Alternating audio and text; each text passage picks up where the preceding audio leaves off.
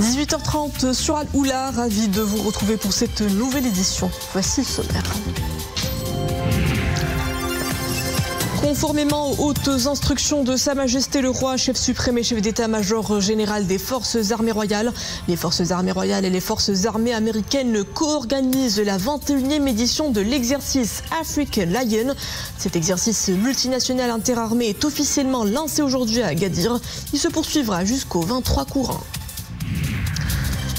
À l'arrivée du printemps, les grands lacs du Moyen Atlas font le plein de pêcheurs. Khnifra, amateurs et professionnels de la canne, se retrouvent sur les bordures du lac Wiwen à la quête du brochet, un poisson d'eau douce. Puis on enchaînera sur des airs jazzy avec le tout dernier concert de l'Orchestre Symphonique Royal à Meknès. Le Big Band a gratifié le public de belles reprises des tubes à succès des groupes rock pionniers. La formation musicale se produira ce soir au Théâtre National Mohamed V de Rabat.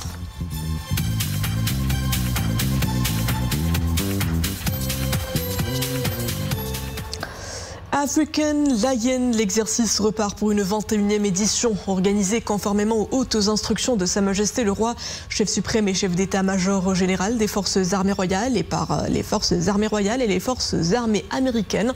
L'exercice multinational interarmé a été lancé officiellement aujourd'hui au siège de l'état-major de la zone sud à Agadir. Une cérémonie d'ouverture coprésidée par le général de division Mohamed Belwali, chef d'état-major de la zone sud, et le général de brigade Daniel Sederman, commandant adjoint de CETAF Africa, avec la participation des représentants des pays participants. African Lion 2025 vise à renforcer la coopération militaire entre le Maroc et les États-Unis, à développer l'interopérabilité et à renforcer les capacités d'intervention dans un contexte multinational, contribuant ainsi à la promotion de la sécurité, de la paix et de la stabilité dans la région. L'exercice se déroulera dans les régions d'Agadir, Tantan, Tiznit, Knetra, Ben Guerir et Tifnit. Sous le signe de la fraternité et de l'amitié, le Maroc et le Burundi impriment une nouvelle dynamique à leurs relations bilatérales. En témoigne la tenue à Rabat de la première session de la commission mixte de coopération entre les deux pays. À cette occasion, le ministre des Affaires étrangères, de la coopération africaine et des Marocains résidant à l'étranger, Nasser Bourita, a reçu son homologue burundais, Albert Shinjirou. Les deux ministres ont signé 13 accords de coopération portant sur divers domaines comme les finances, l'énergie, l'infrastructure, l'agriculture, la santé, le tourisme, la formation professionnelle ou encore la décentralisation et la gouvernance locale. Une nouvelle feuille de route de coopération pour la période 2025-2027 couvrant plusieurs secteurs d'activité est également signée. Et dans un communiqué conjoint, la République du Burundi a réaffirmé son soutien à l'intégrité territoriale du Maroc et à la souveraineté du Royaume sur son Sahara. Parlons technologie à présent et cette tendance qui s'invite vers domine nos universités et nos métiers. Vous l'aurez compris, l'intelligence artificielle ne cesse de redéfinir notre usage d'Internet. Maîtriser donc cette évolution impose un certain nombre de défis, notamment relatifs à la cybersécurité. La problématique est à l'ordre du jour du 4e sommet international sur l'IA et la cybersécurité. Amina Alam, Motassim Bella Bouazawi avec Iman Ablou et Abdil Al-Shab. Quelle réglementation à l'ère de l'intelligence artificielle? Les enjeux qui gravitent autour de cette grande innovation du XXIe siècle font ici l'objet de réflexions approfondies. Les applications de l'intelligence artificielle à l'échelle planétaire et nationale rendent notre monde ultra connecté, interconnectés. C'est la raison pour laquelle il va falloir réfléchir aux moyens susceptibles de protéger nos plateformes digitales et nos réseaux et les prémunir des différentes cyberattaques. Cette rencontre scientifique vise donc à créer une véritable plateforme d'échange pour les experts internationaux qui alertent ici sur l'urgence de maîtriser les évolutions scientifiques et technologiques dans ce domaine crucial. La cybersécurité est vraiment au cœur des enjeux de l'IA. Je mets deux enjeux, la data et la sécurité et même la data. Il y a des enjeux de sécurité autour de la data. Donc on a des enjeux démocratiques, sociétaux, on a des enjeux de souveraineté également et bien sûr des enjeux de protection des individus et des droits et libertés. Et j'ai presque envie de dire que ce sont finalement les enjeux du présent et notamment sur la partie réglementation de ces aspects-là. C'est plus par rapport à la réglementation, donc finalement avoir un cadre clair et précis pour expliquer ce qu'on entend et ce qu'on met derrière une intelligence artificielle et aussi pour montrer dans quelle mesure la réglementation finalement va favoriser l'innovation mais aussi favoriser le respect des droits et libertés des personnes concernées. N'oublions pas qu'au Maroc, le respect de la vie privée est un droit constitutionnel, ce qui n'est pas le cas dans plusieurs autres pays. Donc nous gagnerons tous à capitaliser sur ce que nous avons en créant un cadre légal clair et adapté à notre pays. De quoi sensibiliser à la nécessité d'une veille constante et d'une expertise nationale renforcée. Loin d'être un simple enjeu technique, l'éthique de l'IA devient une exigence stratégique, sociale et juridique. À la une de l'actualité internationale, l'insécurité alimentaire atteint des pics à Gaza. Après plus de 2 mois de blocage de l'aide humanitaire, la bande palestinienne est confrontée à un risque critique de famine. Selon un rapport du cadre intégré de classification de la sécurité alimentaire publié aujourd'hui, 22% de la population sera bientôt dans une situation catastrophique, soit 470 000 personnes.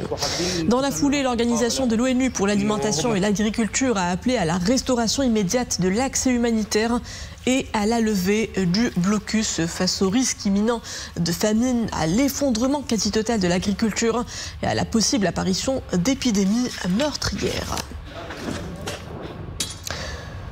Conflit russo-ukrainien, le Kremlin a rejeté aujourd'hui l'ultimatum lancé par Kiev et ses alliés européens, l'appelant à une trêve de 30 jours en Ukraine avant des discussions de paix, tout en ne répondant pas à la proposition de Volodymyr Zelensky de rencontrer Vladimir Poutine jeudi à Istanbul. Kiev et ses alliés européens ont réclamé pendant le week-end un cessez-le-feu complet et inconditionnel de 30 jours. À partir de ce lundi, condition préalable selon eux pour des discussions de paix directes entre Russes et Ukrainiens en Turquie, comme l'a proposé le président Vladimir Poutine. Football à présent et cette belle consécration du lion de l'Atlas, Achraf Hakimi, l'international marocain. L'international marocain a remporté le prix Marc-Vivien Fouet du meilleur joueur africain évoluant en Ligue 1 française de football au titre de la saison 2024-2025. RFI Radio France Internationale qui décerne ce prix évoque un athlète hors norme qui allie vitesse, précision et efficacité dans son couloir, et d'ajouter que l'international marocain s'impose aujourd'hui comme le nec plus ultra des arrières droits en France au crépuscule d'une saison étincelante avec le Paris Saint-Germain qui peut se terminer en apothéose avec un premier titre en Ligue des Champions.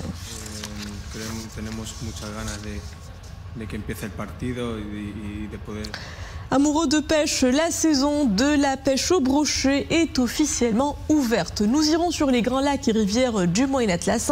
À Khnifra, plus précisément, c'est sur le lac Wiwen que les pêcheurs de ce poisson carnassier ont jeté leur dévolu. Ahmed Al-Fadili et Mohamed Jabri. Le site offre des paysages à couper le souffle. Entouré de majestueuses forêts, le lac Wiwen est le coin rêvé des amoureux de la pêche. Alimenté par des sources naturelles, on y trouve carpes, gardons et brochets. Le printemps est la saison de l'année où il est le plus facile de faire de belles prises. Je suis venu aujourd'hui ici pour célébrer l'ouverture de la pêche du brochet. Donc ici, dans ce lieu magnifique qui est le lac de Wiwen, un très beau donc paysage avec la verdure, avec des arbres, avec bien sûr les oiseaux, bien sûr vous entendez les chants des oiseaux, donc le climat est magnifique, il est fantastique, donc c'est la plupart sinon la majorité donc des Marocains viennent ici pour profiter de ce climat, de cette verdure, de la joie de ce milieu impeccable. Redoutable prédateur d'eau douce, le brochet est un poisson solitaire dont la vitesse de pointe peut atteindre les 50 km/h. De par sa taille et sa puissance, beaucoup de pêcheurs utilisent les accessoires indispensables pour sa capture. Pour pêcher le brochet, nous avons besoin d'une canne d'une longueur de 2 mètres. Nous utilisons également la tresse au fil de pêche de 30 à 35 mm. Il y a aussi le moulinet et le leurre appelé rapala. La pêche du brochet passe par plusieurs règles à respecter. La taille et le nombre de prises autorisées. Un travail de sensibilisation et d'encadrement est entrepris au quotidien en vue de rappeler aux pêcheurs les règles à respecter. Pas plus de 2 brochets pêchés. Autre règle qui encadre la pêche du poisson, la taille minimale du brochet ne doit pas dépasser les 55 cm de long. Le brochet peut être capturé à tout moment de la journée. Il est plus actif à l'aube et au crépuscule. Prévu comme chaque année, le dernier samedi d'avril, la pêche au brochet prendra fin le 31 décembre prochain. Cinéma et coup de projecteur sur le Festival international du film d'El Hoceima. Le Grand Prix de la 4e édition est revenu au film turc The Reeds, Les Roseaux, réalisé par le Turc Jamil Ajacıoğlu. Le long métrage a également remporté le prix de la meilleure interprétation masculine. La suite du palmarès en compagnie de Wassim Amseoud et Zakaria Mokinbillah.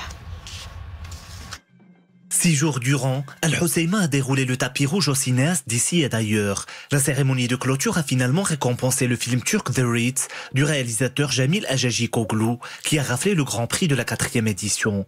Le long métrage turc a également remporté le prix de la meilleure interprétation masculine décerné à l'acteur Hilmi Ahuska pour sa performance magistrale.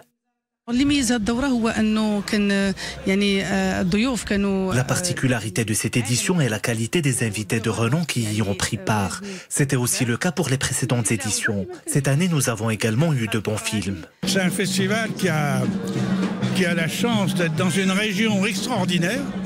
Le soleil, la mer, l'art culinaire, la cuisine. Et j'ai vu de très beaux films. Et je souhaite à ce festival une très grande continuité. Le film égyptien Retour en Alexandrie du réalisateur Tamir Rojili a remporté le prix du jury. Cette cérémonie a été marquée par un vibrant hommage rendu aux artistes Azl Arab El-Karrat, Kamal Kadimi et Rachida Maslouhi en reconnaissance de leur contribution à la production artistique nationale. Je suis très heureux d'être invité et de recevoir cet hommage qui récompense mes travaux antérieurs. Cela me pousse à donner davantage pour les œuvres à venir. Cette édition a connu une programmation de 29 films, 8 longs métrages en compétition internationale, 8 courts métrages de fiction, ainsi que des œuvres du cinéma marocain et français, en plus de films d'animation destinés au jeune public. Et on enchaîne en musique avec ce concert inédit de l'Orchestre Symphonique Royal qui a posé valise à Meknès où il a enchanté le public des répertoires rock et jazz. Les musiciens ont interprété avec brio des chefs-d'œuvre des célèbres groupes de rock The Beatles, Deep Purple ou encore The Doors. Des morceaux mythiques revisités avec audace à travers des arrangements jazz totalement improvisés au plus grand plaisir de l'audience.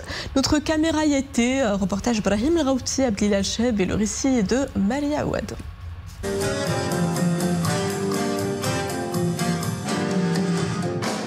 Quand le jazz rencontre le rock'n'roll, les mélodies interprétées se cabrent au rythme des arrangements subtils. D'ailleurs, sous la houppette de l'Orchestre Symphonique Royal, les tonitruants et mythiques groupes britanniques Deep Purple ou encore les Beatles se voient alors tempérés par la grâce calfeutrée de 3 musiciens russes, parmi les plus grands de ce monde.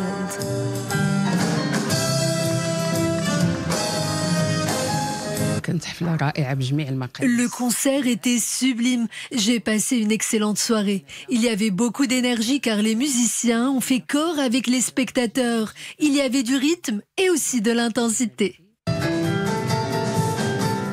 2 styles de musique bien distincts et 2 appartenances qui s'amusent à brouiller les pistes pour se consacrer uniquement à la perception.